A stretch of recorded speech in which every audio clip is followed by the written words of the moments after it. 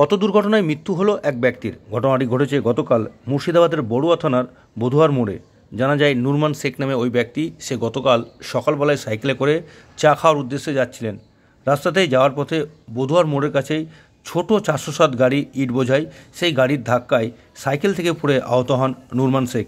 তারপরে তড়িঘড়ি তাকে সেখান থেকে উদ্ধার করে প্রাথমিক কান্দি মহকুমা হাসপাতালে চিকিৎসার পর বহরমপুরের মুর্শিদাবাদ মেডিকেল কলেজ হাসপাতালে চিকিৎসার জন্য নিয়ে আসলে সেখানে চিকিৎসারত অবস্থায় গতকালকেই তার মৃত্যু হয়।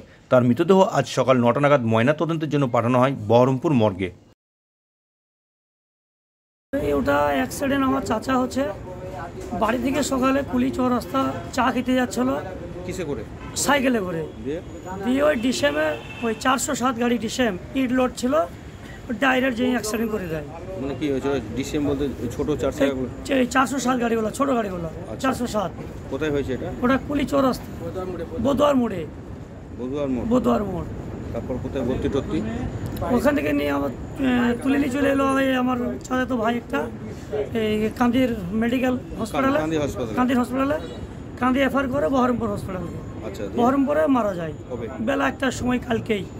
হ্যাঁ। আর হয়েছিল কবে? কালকে সকালেই। হ্যাঁ। কি নাম যিনি মারা গেছে? নুরমান শেখ।